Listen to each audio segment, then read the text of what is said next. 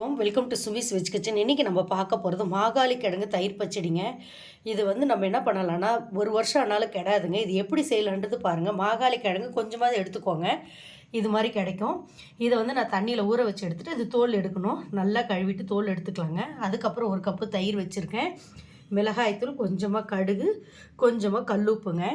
இதை நான் தோல் எடுத்துகிட்டு ஒரு மிக்ஸி ஒன்று வச்சுக்கணுங்க. அது எப்படி ரொம்ப ஈஸிங்க. இது நம்ம ஸ்டோர் பண்ணி வச்சுக்கிட்டு கொஞ்சம் கொஞ்சமாக எடுத்து மறுபடியும் நம்ம தயிர் ஊற்றி கலந்து இட்லி தோசைக்கு வச்சுக்கிட்டோம்னா ரொம்ப சூப்பராக இருக்குங்க.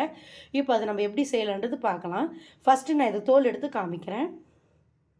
பாருங்கள், தோல் எடுத்தோம்னா இந்த மாதிரி வரும். இது மாதிரி நான் பொடியாக கட் பண்ணி போட்டுட்ருக்கேன் நான். அதுக்கு கூட கொஞ்சம் மஞ்சத்தூள் எடுத்துக்கணுங்க.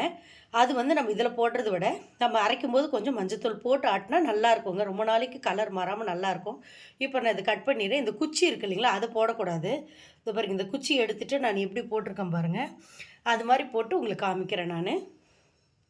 காய் இது மாதிரி தோல் சீவிருக்கு. அதை பாருங்கள், இது மாதிரி அடிப்பட்ட மாதிரிலாம் இருக்கும் பார்த்தீங்களா. அதை பாருங்கள், கிள்றேன். இது மாதிரி அடிப்பட்ட மாதிரி இருந்தால் இதெல்லாம் போடக்கூடாதுங்க, கெட்டு போயிடும். ஸோ அதுக்காக தான் உங்களுக்கு நான் காமிச்சேன் நான். ஸோ இதை அப்படியே போட்டுடலாம். இதை மட்டும் நம்ம வச்சுருக்கலாம். இப்போ நம்ம இதை மிக்சியில் போட்டு அரைக்கலாங்க. அது எப்படி அரைக்கலான்றது பாருங்கள்.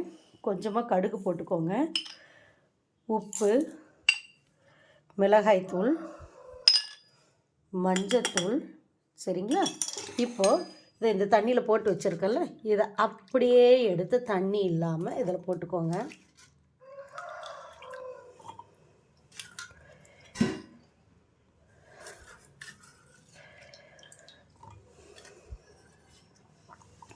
இதை போட்டுக்கோங்க. இப்போ இதில் கொஞ்சமாக தயிர் விட்டு நம்ம அரைக்கணுங்க. இதை பாரு, கொஞ்சமாக தயிர் விடுறேன், அவ்வளோதாங்க. இப்போ நம்ம அரைச்சிக்கலாங்க. பாருங்கள், இப்போ அரைஞ்சிருக்கு. இன்னும் கொஞ்சம் தயிர் விட்டுக்கலாங்க. இதுக்கு தண்ணி சேர்க்க வேண்டாங்க. தயிர் மட்டுமே விட்டு நம்ம கெட்டியாக அரைச்சி வச்சுக்கலாங்க. இது கெடவே கெடாதுங்க. எப்போ வேணுமோ கொஞ்சமாக எடுத்து நம்ம தயிர் கொஞ்சமாக விட்டு கரைச்சிக்கலாங்க. இப்போ இன்னும் அரைச்சி கொண்டு வரேன். இப்போ பாருங்கள், இதை ஃபுல்லாக அரைஞ்சிருச்சு. இப்போ அதை ஒரு கிண்ணத்தில் நம்ம இதில் கட்டிடலாங்க. இதில் ட்ரான்ஸ்ஃபர் பண்ணி வச்சிடலாம்.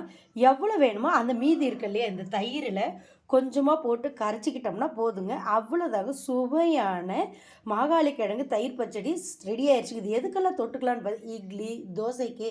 இப்போ பழைய சாதம் இருக்கு இல்லைங்களா, அந்த பழைய சாதம் தயிர் போட்டு தாளித்து இதை கொஞ்சமாக இதுக்கு கரைக்க வேண்டாங்க. அப்படியே சைட் டிஷ் அப்படி வச்சு அப்படி தொட்டு சாப்பிட்டா அப்பா ட்ராக் அப்படியே ஊறுதுங்க. அந்தளவுக்கு சுவையாக இருக்குங்க.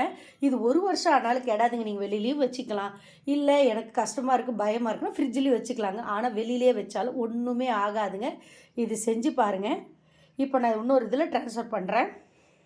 இப்போ பாருங்கள், இந்த மாதிரி திரியாக நம்ம கழட்டி வச்சு இது அப்படியே வச்சுக்கலாங்க. இது பச்சடி மாதிரி நல்லாயிருக்கும். இதே மாதிரி இது சுடு சாதத்துக்கு கூட சூடாக போட்டு நல்லா நெய்யை விட்டு உப்பு போட்டு அப்படி பிசைஞ்சு சாப்பிட்டோம்னா ஒரு சின்ன வெங்காயம் வச்சு சாப்பிட்டா அப்பா செம்ம டேஸ்ட்டாக இருக்குங்க. அப்படியும் சாப்பிட்லாம். இப்போ பாருங்கள், இப்போ நான் தோசைக்கு கொஞ்சமாக எடுத்து உங்கள் முன்னாடி கரைக்கிறேன் நான். அவ்வளோதாங்க, போதும். நமக்கு எவ்வளோ தேவையோ அதை கரைச்சிக்கலாம். மீதி அப்படியே எடுத்து வச்சுக்கலாங்க. இது இப்படி கலந்து விட்டுட்டு உப்பு வேணும்னா கொஞ்சமாக உப்பு போட்டுக்கலாம். ஏன்னா எப்படி உப்பு கொஞ்சம் பத்தாது. ஸோ அப்போ அவ்வளோதாங்க. இவ்வளோதாங்க இது. பாருங்கள் எவ்வளோ சூப்பராக தயாராகிடுச்சின்னு சொல்லிட்டு. இந்த தயிர் பச்சடி ரொம்ப டேஸ்ட்டாக இருக்குது பாருங்கள். பார்க்கும்போதே எனக்கு நாக்கு ஊறுதுங்க, சுவை ஊறும். மாகாளி கிழங்கு தயிர் பச்சடி தயாராகிடுச்சிங்க. இதே மாதிரி நான் உங்களை வேறு ஒரு டிஷ்ஷில் சந்திக்கிறேங்க. அது வரைக்கும் உங்களிடமிருந்து விடைபெறுவது உங்கள் சுமித்ரா சுரேஷ் பாபு. நன்றி, வணக்கம்.